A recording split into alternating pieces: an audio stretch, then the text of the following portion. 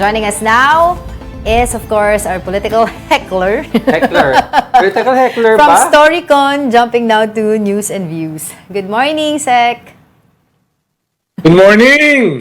Heckler ba, Sek, o ano, or pandit? Kanina ko pa kayo pinapanood. Ano ba nangyayari dito, Sec? Bakit ba may mga... May bago kang best friend, Sek. Oo. May hyena, may wolf, may lion, may ano, ang daming animals. Nakita ko nga yung kanilang yung kanilang website. Nagulat ako na for a nobody, minomonitor pala nila ako. Kawawa naman. No? Taas yung aking self-esteem. Nagkamali po talaga ng link. Tumaas dahil gumuho na Tumaas na ngayon. No? Dahil pagkasama ko si Manny Mugato, gumuguho yung aking self-esteem. Well, Sek, ano lang para refresher lang sa iba, paano ba nagsimula tong exchange of words with the embassy? Well, una ay dinedepensahan o binabanatan ng ating senador yung kanilang pag-water cannon dun sa mga isda natin sa galing Mindoro sa Escoda Shoal. No? Kung maalala nyo, that was after magbigay sila ng isang boteng tubig dun sa missing daw na mangingisda sa West Philippine Sea at Biscuit, no? At after nun, nag-water cannon naman sila. So, medyo kinriticize sila ng ating mga legislators at ng ilang tao sa gobyerno, katulad ni spokesperson Tariela. Si Coast Guard spokesperson Tariela, naglabas ng ilang mga caricature During his talk. na lumalabas sa social media. Hindi sa kanya galing. Parang kino-quote lang niya yung social media. Pikon itong mga Chinese. Binalatan nila ng husto yung ating mga senador at saka kongresista at saka yung si Commodore Tariela. Yung balat nila masyadong unbecoming of embassy.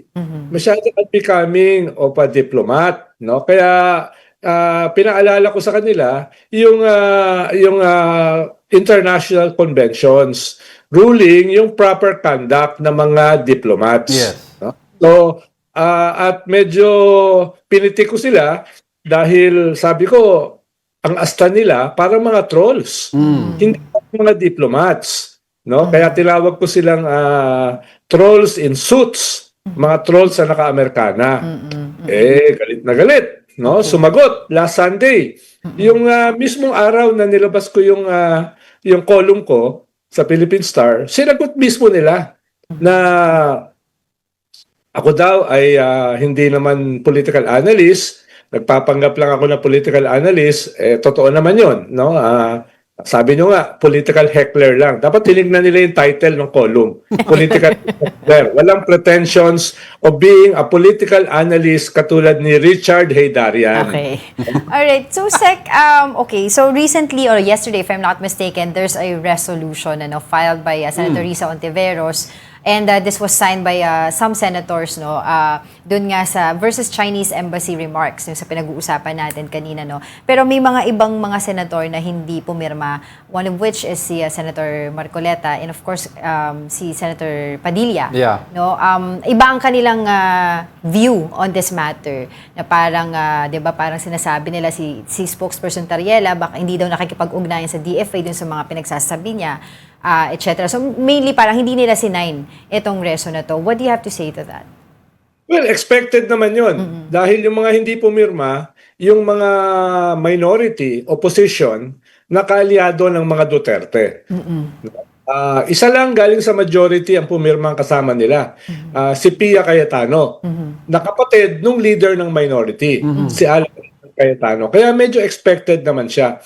Ang hindi ko lang expected ay lantaran silang sumusuporta sa China at dinidepensahan pa nila yung China. No? Unprecedented yung 15 senators dahil nag-cross sila ng party lines to unite in a statement defending our honor. No? At medyo mali yung sinasabi nila na walang coordination sa DFA. Dinidepensahan nga ng DFA yung ating mga senador at saka kongresista. Kung nakita niyo yung statement ng DFA. Yeah. No? Kaya hindi yan totoo. Ayun lang, yung botohan sa Kongreso is a reflection nung botohan between majority and minority at dun sa mga supporters ng mga Duterte.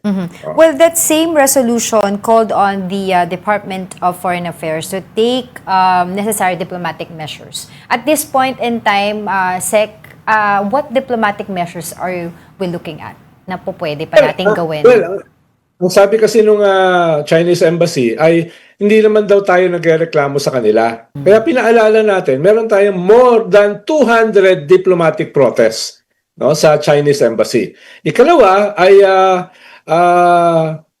yung isang proposal ay pwede bang isuspend muna ng DFA yung 14-day visa free entry ng mga Chinese sa ating bansa na ginawa nila last week. Parang mali yung timing eh. Wina-water cannon yung ating mga isda, tapos parang ririgaluhan mo yung China ng visa-free entry sa ating bansa. So, medyo baka pwedeng isuspend muna, no? Habang pinipigilan natin itong atake sa atin nitong Chinese Embassy. Huwag niyong kalimutan bagong-bago itong Chinese ambassador Ito nga, Yes. oo. Talagang wolf diplomacy.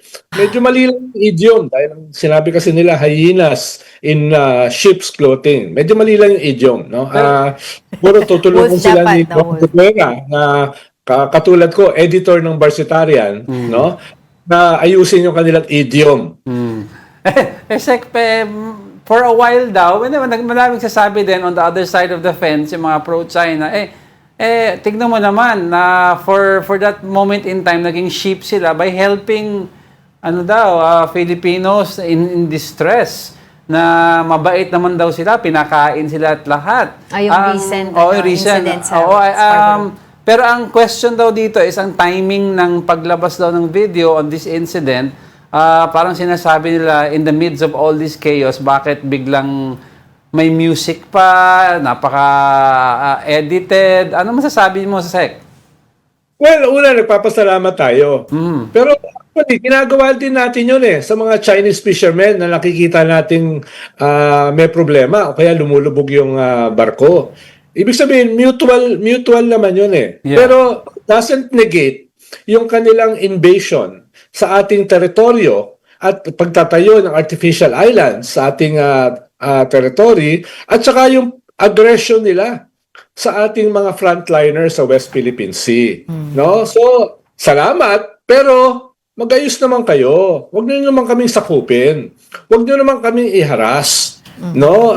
Yun naman sinasabi natin. Tapos, in spite of the music, parang music video no? Nakita niyo ba? Napanood niyo ba, Sec? Wag natin kalimutan, ngayon yung 10th anniversary ng ating historic victory sa UNCLOS. Yes. Kasi sa international community, wala yung 11, 10, 9 dash line ng China sa South China Sea. At meron tayong karapatan sa West Philippine Sea. Tayo lang ang may karapatan doon. So wag kalimutan ng China. Wag nilang kalimutan yung elephant in the room. Tinalo natin sila sa International Tribunal ng UNCLOS. That's right. Na tayo sinuportahan. No? 10th anniversary this year. Oo nga, that's true. Okay, so Sec, the DFA has urged calm and respectful exchanges, And syempre ngayon kasama ka dun sa narrative ngayon na medyo may mga trades, sharp words with Chinese embassy. So how do we balance that narrative right now na ang DFA mismo ay nagtatanong or nagsasabi sa atin na be calm, be respectful, and versus na pagtatanggol sa ating sovereignty? Well, okay naman yun Pero ang problema ay tayo yung binabanatan. No? Parang itong West Philippine Sea. Dapat daw kalma lang tayo. Ang problema, pag nakapasok sa ating teritoryo at medyo matindi yung aggression sa ating frontliners, ang sagot dyan ay hindi capitulation. Ang sagot dyan ay resistance.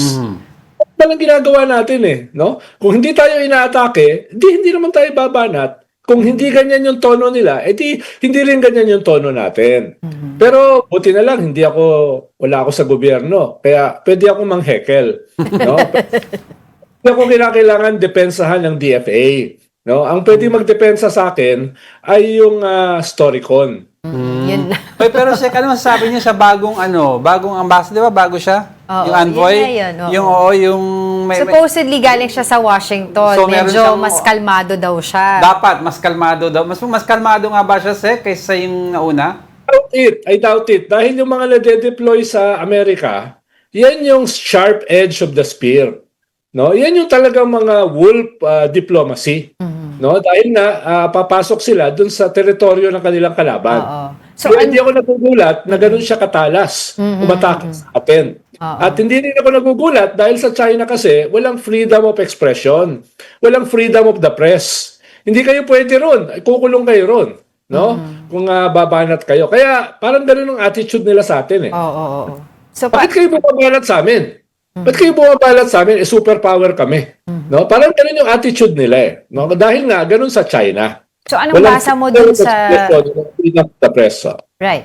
So, ano basa mo dun sa appointment sa kanya dito? Ba't siya pinadala? Bakit siya ang pinadala dito sa atin? Well, ang tingin ko ay talagang pinaprioritize nila tayo. Dahil ang tingin nila, tayo yung thorn on their side. Tayo yung nagpanalo nung UNCLOS. Tayo lamang ang nakasuhan ng China. Isang superpower. The biggest army in the world. Kaya medyo galit sila sa atin, lalo na ngayon, this year, tayo ang head ng ASEAN. Yes. Dahil tayo nagtutulak ng Code of Conduct para walang away. Ayaw ng China. Huwag natin kalimutan yun Tayo ang nagtutulak ng Code of Conduct para dito sa West Philippine Sea at saka South China Sea ay walang tension. Ayaw ng China. Ayaw nila itulak yung baso.